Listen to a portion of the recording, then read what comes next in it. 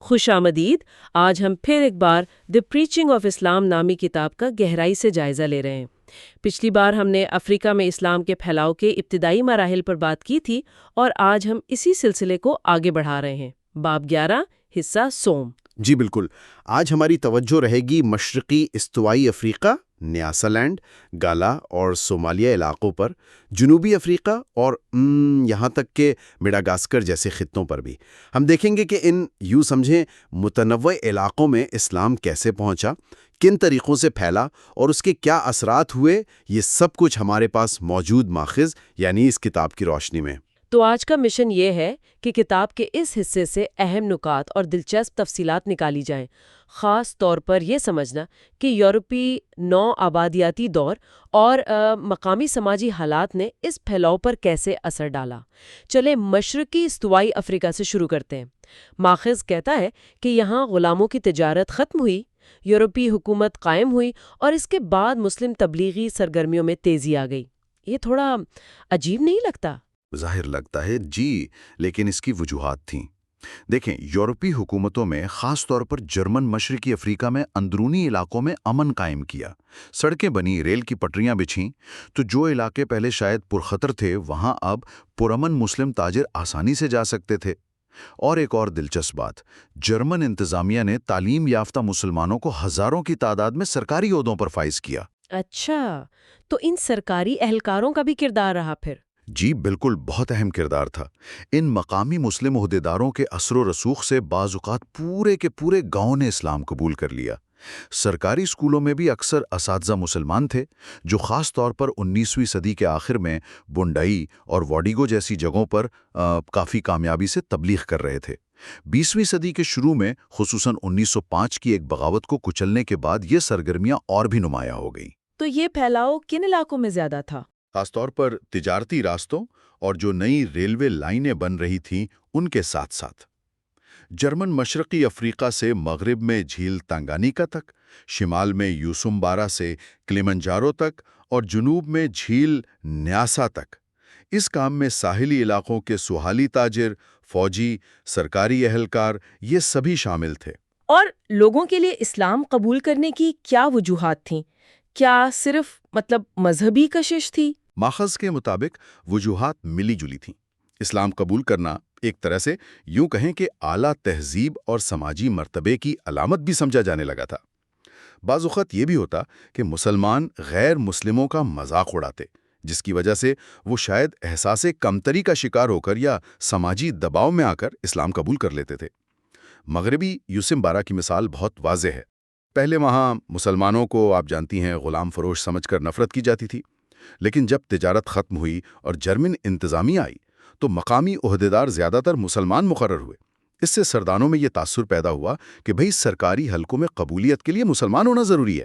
تو پہلے بڑے سردار مسلمان ہوئے، پھر ان کے زیر اثر چھوٹے سرداروں نے بھی اسلام قبول کیا۔ کیا کوئی منظم تبلیغی جماعتیں بھی کام کر رہی تھیں؟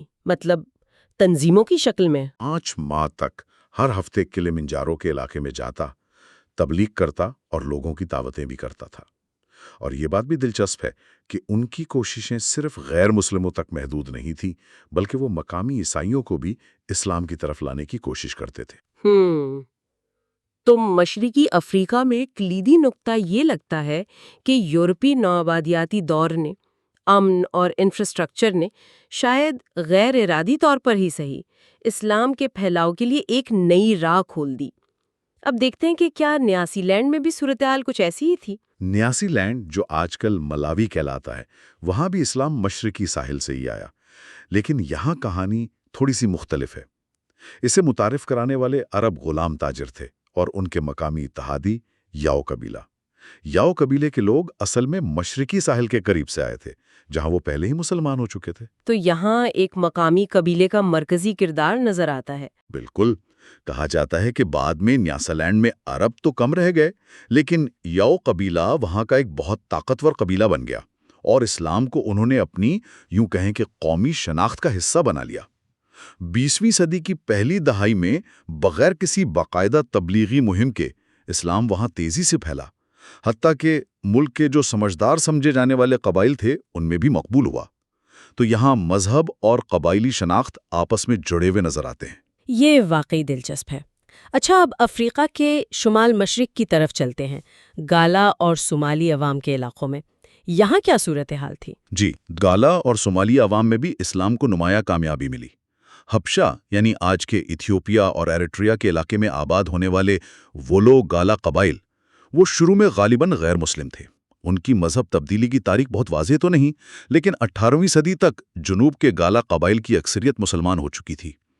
19ویں صدی میں ایک مبصر تھے، مینزنگر، انہوں نے تو پیش گوئی کی تھی کہ جلد ہی تمام گالا قبائل مسلمان ہو جائیں گے، اور انہیں اپنے عقیدے پر بہت پختہ سمجھا جاتا تھا۔ اس پختگی کی کوئی مثال ماخذ میں ملتی ہے؟ کوئی واقعہ؟ ہاں، ایک بہت متاثر کن مثال ہے چارلس ڈاؤٹی کے سفر نامے میں۔ خیبر میں ان کا سامنا ایک آزاد کردہ گالا غلام سے ہوا۔ وہ بچپن میں اغوا ہو کر جدہ میں بیچ دیا گیا تھا۔ جب ڈاؤٹی نے پوچھا کہ کیا اسے اپنے اغوا کرنے والوں پر غصہ نہیں آتا، تو اس غلام نے جواب دیا، بڑا زبردست جواب تھا۔ اس نے کہا، ایک چیز نے سب کی تلافی کر دی، کہ میں کافروں کے ساتھ جہالت میں نہیں رہا۔ اللہ کی کیا شان ہے، میں رسول کے ملک اور دین کی معرفت تک پہنچ گیا۔ وہ مزید کہتا، ایمان لانے میں کیا مٹھاس ہے، کاش تم بھی اس علم تک پہنچ جاتے۔ یہ الفاظ اس کے ایمان کی گہرائی دکھاتے ہیں۔ واقعی یہ تو بہت گہری بات ہے۔ اچھا، کیا تمام گالا قبائل مسلمان ہو گئے تھے پھر؟ نہیں، ایسا نہیں تھا۔ اصل گالا علاقوں میں آبادی ملی جلی تھی۔ کچھ مسلمان تھے، بعض قبائل تو شاید 1500 عیسوی کے آس پاس مسلمان ہوئے تھے، اور کچھ غیر مسلم۔ پہاڑی علاقوں میں مسلمان کم تھے، لیکن میدانی علاقوں میں مبلغین زیادہ کامیاب رہے۔ البتہ حبشہ کی سرحد کے قریب رہنے والے کچھ قبائل کو 19ویں صدی کے آخر میں وہاں کے بادشاہ نے عیسائیت قبول کرنے پر مجبور بھی کیا تھا۔ تو میدانی علاقوں میں اسلام کیسے پھیلا؟ کیا وہاں بھی تاجروں کا کردار تھا؟ جی، یہاں تاجروں کا کردار پھر سے بہت نمایاں نظر آتا ہے۔ لمو کی چھوٹی سی ریاست کی مثال دی گئی ہے، جس کا ذکر اینتونیو سیچی نے 1878 میں کیا تھا۔ وہاں کے حکمران ابا باغیبو، ان کو مسلمان تاجروں نے ہی اسلام کی طرف راغب کیا تھا، جو کئی سال سے یوں سمجھ لیں بھیس بدل کر تبلیغ کر رہے تھے۔ ان تاجروں کا مقامی سرداروں کے درباروں میں خیر مقدم کیا جاتا تھا، کیونکہ وہ تجارت کا ذریعہ تھے۔ وہ سال کا کچھ حصہ ساحل پر گزارتے اور باقی وقت اندرون ملک رہتے، جس سے انہیں تبلیغ کے کافی مواقع ملتے تھے۔ یہاں یہ بات بھی قابل ذکر ہے کہ ان علاقوں میں اسلام کا مقابلہ یورپی عیسائی مشنریوں سے بھی ہوا۔ ماخذ کے مطابق عیسائی مشنریوں کو بہت کم کامیابی ملی، جبکہ مسلم مبلغین مسلسل آگے بڑھتے رہے، حتیٰ کہ جنوب میں دریائے وابی تک پہنچ گئے۔ مغربی گالا قبائل 19ویں صدی کے آخر تک زیادہ تر غیر مسلم تھے، لیکن وہاں بھی پرانے عقائد کمزور پڑ رہے تھے اور مسلم مبلغین کا اثر بڑھ رہا تھا۔ اور صومالی علاقوں میں وہاں تو عرب سے قربت کا بھی اثر ہوگا، ہے نا؟ یقیناً، صومالیہ کے عرب سے قربت کی وجہ سے وہاں اسلام بہت پہلے پہنچ گیا ہوگا۔ 9ویں صدی میں ابن حوقل نے زیلا کے لوگوں کو عیسائی بتایا تھا، لیکن 14ویں صدی میں ابو الفدا انہیں مسلمان لکھتے ہیں۔ تو غالب امکان یہی ہے کہ عرب تاجروں یا شاید پناہ گزینوں کے ذریعے یہ عقیدہ وہاں پہنچا۔ کیا وہاں مبلغین کی آمد کی کوئی خاص روایات ہے؟ جی ہاں، شمالی صومالیوں میں ایک روایت ہے کہ ایک عرب بزرگ تھے، وہ اپنا ملک چھوڑ کر عادل آئے اور انہوں نے ان کے آباء و اجداد میں اسلام پھیلایا۔ ایک اور روایت کے مطابق 15ویں صدی میں 44 مبلغین حضرموت یعنی یمن سے آئے اور بربرا کے ساحل پر اترے اور پھر پورے صومالی علاقے میں پھیل گئے۔ ان میں سے ایک تھے شیخ ابراہیم ابو زوربے۔ وہ ہرار شہر پہنچے، جو اس وقت ایک اہم مرکز تھا، اور وہاں بہت سے لوگوں کو مسلمان کیا۔ ان کا مزار آج بھی وہاں موجود ہے۔ بربرا کے قریب ایک پہاڑی کو آج بھی ان مبلغین کی یاد میں اولیاء کا پہاڑ کہا جاتا ہے۔ تاہم یہ بھی ذکر ہے کہ 19ویں صدی کے آخر میں حبشہ کے شہنشاہ منیلک کے عروج اور ہرار پر قبضے کے بعد کچھ لوگ عیسائیت کی طرف بھی مائل ہوئے، تو یہاں سیاسی طاقت کا کردار بھی نظر آتا ہے۔ یہ تو شمال مشرق کی بات ہوئی۔ اب ذرا بالکل جنوب میں چلتے ہیں، کیپ کالونی یعنی جنوبی افریقہ۔ وہاں اسلام کیسے پہنچا؟ یہ تو بہت ہی دور لگتا ہے۔ جی، یہ بھی ایک دلچسپ کہانی ہے۔ کیپ کالونی میں اسلام لانے والے اصل میں ملائی نسل کے لوگ تھے، جنہیں ڈچ نوآباد کار 17ویں یا 18ویں صدی میں اپنے ساتھ لائے تھے، شاید وہ غلام یا مزدور کے طور پر۔ ان کی نسل آج بھی وہاں موجود ہے اور ایک خاص قسم کی زبان بولتی ہے جو ڈچ، عربی، انگریزی اور ملائی کا مرکب ہے۔ اچھا، کیا انہوں نے مقامی آبادی میں بھی تبلیغ کی؟ ہاں، کچھ شواہد ملتے ہیں۔ ان میں سے کچھ کے ڈچ نام اور حلیے اس بات کی طرف اشارہ کرتے ہیں کہ شاید انہوں نے ڈچ لوگوں سے شادیاں کی ہوں یا ان میں ڈچ خون شامل ہوا ہو۔ انہوں نے مقامی خوئی قبائل، جنہیں ماخذ میں ہاٹنٹوٹس کہا گیا ہے، ان میں سے بھی کچھ لوگوں کو مسلمان کیا۔ ایک طویل عرصے تک البتہ باہر کی دنیا نے ان پر زیادہ توجہ نہیں دی۔ لیکن کیا یہ کمیونٹی پھر الگ تھلگ ہی رہی؟ شروع میں شاید ایسا ہی تھا، لیکن 19ویں صدی کے اوائل میں کولبرک نامی ایک مبصر نے لکھا کہ کیپ میں غلاموں اور آزاد رنگدار لوگوں میں اسلام عیسائیت کے مقابلے میں زیادہ تیزی سے پھیل رہا ہے، اور اس کی ایک وجہ یہ بتائی گئی کہ سفید فام مالک اپنے غلاموں کو بپتسمہ دینے سے ہچکچاتے تھے، جس سے غلام یہ سمجھتے کہ انہیں عیسائی بننے کی اجازت نہیں ہے، تو وہ پھر اسلام قبول کر لیتے۔ یہ تو سماجی حالات کا ایک بالکل غیر متوقع نتیجہ ہے۔ بعد میں کیا صورتحال رہی؟ ماخذ کے مطابق کتاب لکھے جانے سے پچھلے 50 سالوں میں دوسرے ممالک کے مسلمانوں نے ان سے رابطہ کیا، جس سے ان میں تعلیم اور مذہب سے لگاؤ بڑھا۔ وہ خاص طور پر کیپ کی جو رنگدار آبادی تھی، ان میں تبلیغ میں کافی سرگرم ہوئے اور کامیاب بھی رہے۔ ان کا ایک طریقہ یہ بھی تھا کہ لاوارث بچوں کو گود لے کر انہیں مسلمان کے طور پر پالا جائے۔ ہر سال کچھ لوگ حج پر بھی جاتے تھے، حتیٰ کہ جنوبی افریقہ کی ہیرو کی کانوں میں کام کرنے والے ہندوستانی مزدوروں کا بھی ذکر ہے کہ وہ بھی اسلام پھیلا رہے تھے۔ تو یہاں بھی اسلام نے اپنی جگہ بنائی، اگرچہ بالکل مختلف حالات میں اور مختلف طریقے سے۔ اب میڈاگاسکر کا کیا ذکر ہے؟ وہ تو ایک الگ تھلگ جزیرہ ہے۔ جی، میڈاگاسکر میں صورتحال کافی محدود ہے۔ ماخذ کے مطابق صرف جنوب مشرقی ساحل پر رہنے والے انٹائی مورانا قبیلے نے اسلام قبول کیا۔ یہ یقیناً عرب مبلغین کے ذریعے ہوا ہوگا، لیکن کب ہوا یہ واضح نہیں۔ کچھ روایات تو اسے بہت قدیم بتاتی ہیں، لیکن مستند تاریخی ذکر 16ویں صدی سے پہلے نہیں ملتا۔ شاید جزیرے کی تنہائی کی وجہ سے یہ باقی افریقہ سے مختلف رہا۔ تو ہم نے مختلف علاقوں کا جائزہ لیا۔ اگر ہم ان تمام مثالوں کو سامنے رکھیں تو اسلام کے پھیلاؤ کے طریقوں اور اس کے اثرات کے بارے میں کیا عمومی باتیں سامنے آتی ہیں؟ کیا یہ زیادہ تر پرامن تھا یا اس میں طاقت کا بھی استعمال ہوا؟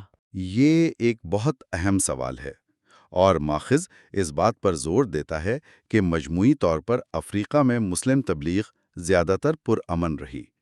تاجر، عالم، استاد، حاجی یہ لوگ تھے جو خاموشی سے اپنا کام کرتے رہے۔ البتہ یہ بھی حقیقت ہے کہ بعض اوقات تلوار کا استعمال بھی ہوا، خاص طور پر جب مسلم ریاستیں قائم ہوئیں اور انہوں نے جہاد کے ذریعے اپنی سرحدیں پھیلائیں۔ کچھ مثالیں جیسے کیپٹن برٹن یا مونگو پارک کے حوالے سے دی گئی ہیں، وہ ظاہر کرتی ہیں کہ طاقت کے استعمال کی خواہش بھی موجود تھی۔ لیکن غالب رجحان آپ کہہ رہے ہیں پرامن طریقوں کا تھا۔ شواہد اسی طرف اشارہ کرتے ہیں۔ مسلم مبلغین کی جو مستقل اور پرامن کوششیں تھیں، جیسا کہ ماخوذ کہتا ہے، انہوں نے طاقت کے استعمال سے کہیں زیادہ کردار ادا کیا۔ یہ مبلغین مختلف شکلوں میں آتے تھے۔ تاجر جو تجارت کے ساتھ ساتھ دین کی بات بھی کرتے، حاجی جو مکہ سے نیا جوش و جذبہ لے کر لوٹتے، علماء جن کا علم اور تقوی انہیں عزت بخشتا۔ یہ لوگ بعض اوقات طبیب یا تعویذ لکھنے والے کے طور پر بھی کام کرتے۔ مثلاً بے اولاد عورتوں کو تعویذ دیتے وقت شرط لگائی جاتی کہ اگر اولاد ہوئی تو اسے مسلمان کے طور پر پالا جائے گا۔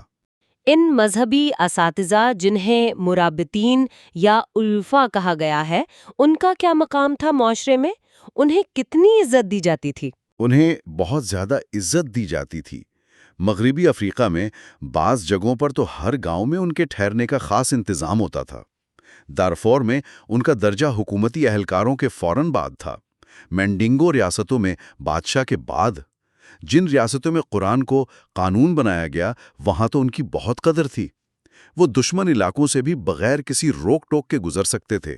وہ جہاں جاتے اسکول قائم کرتے، جہاں مسلمان اور غیر مسلم بچے ساتھ پڑھتے، قرآن سیکھتے، اسلامی تعلیمات حاصل کرتے۔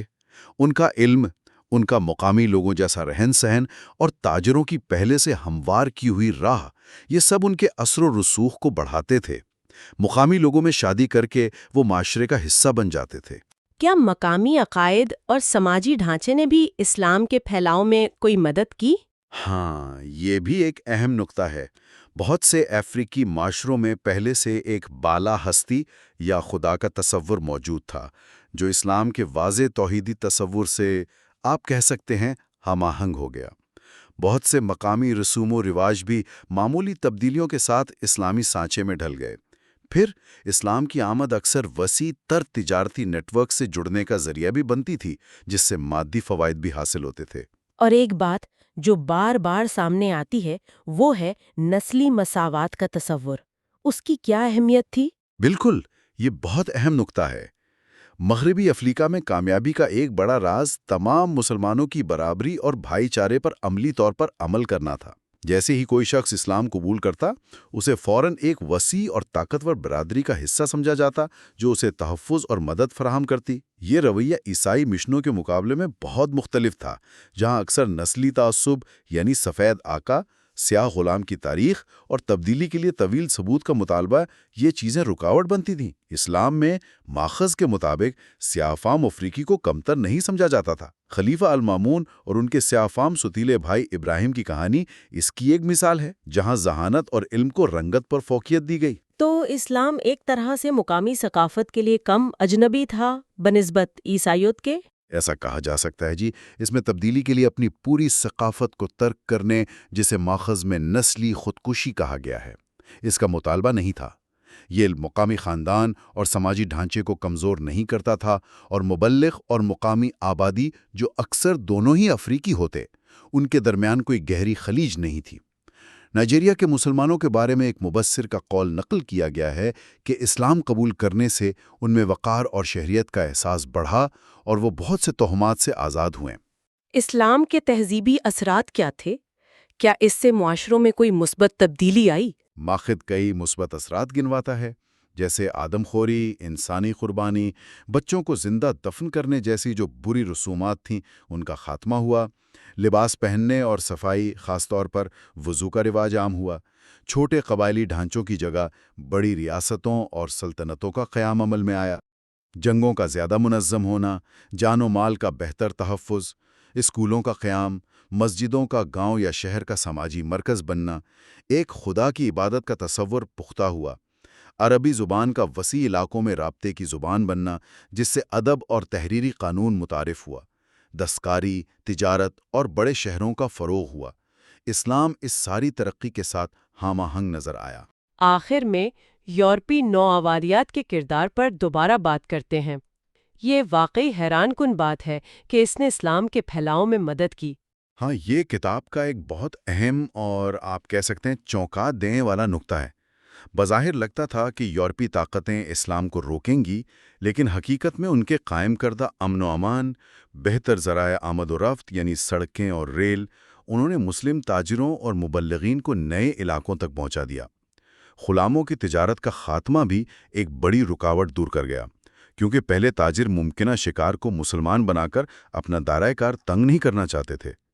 پھر یورپیوں نے انتظامیہ، فوج اور اسکولوں میں مسلمانوں کو ملازمتیں دی، جس سے غیر مسلم افریقیوں کی نظر میں اسلام کا وقار بڑھا، اور مسلمانوں نے ان مواقع سے بھرپور فائدہ اٹھایا۔ تو اس کا مطلب یہ ہوا کہ اسلام صرف تلوار کے زور پر نہیں پھیلا، بلکہ پرامن حالات میں بھی، بلکہ شاید زیادہ تیزی سے پھلا پھولا۔ بالکل، اور ستم ظریفی یہ ہے کہ یہ پھیلاؤ ان حالات میں ہوا جو یورپی طاقتوں نے پیدا کیے تھے، جنہوں نے ایک طرح سے مسلم سرداروں سے طاقت چھین لی تھی۔ یہ چیز ظاہر کرتی ہے کہ اسلام کی کشش صرف سیاسی یا عسکری طاقت پر منحصر نہیں تھی، بلکہ اس میں سماجی، ثقافتی اور روحانی پہلو بھی شامل تھے، جو بدلتے ہوئے حالات میں بھی کارگر ثابت ہوئے۔ تو آج ہم نے دی پریچنگ آف اسلام کے باب 11 حصہ سوم کی روشنی میں افریقہ کے مختلف خطوں میں اسلام کے پھیلاؤ کا ایک تفصیلی جائزہ لیا۔ ہم نے دیکھا کہ کس طرح تجارت، سرکاری ملازمتیں، تعلیم، سماجی کشش، نسلی مساوات جیسے عوامل نے کردار ادا کیا، اور کیسے یورپی نوآبادیات نے غیر متوقع طور پر اس عمل کو تیز کیا۔ بالکل، اور ایک حتمی سوچ جو یہ سارا جائزہ ذہن میں لاتا ہے وہ یہ ہے، یہ تاریخ ہمیں بتاتی ہے کہ مذہب اور ثقافت کا پھیلاؤ کتنا پیچیدہ عمل ہوتا ہے۔ یہ صرف عقائد کا معاملہ نہیں، بلکہ سماجی، معاشی اور سیاسی حالات سے گہرا تعلق رکھتا ہے۔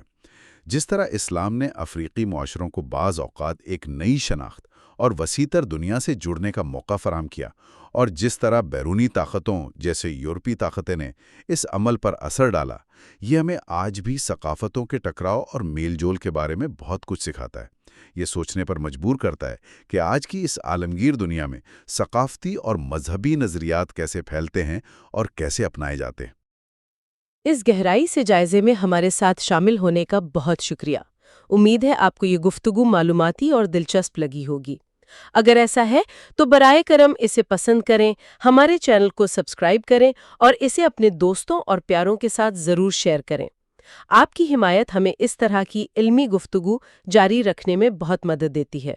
اگلی بار تک کے لیے خدا حافظ۔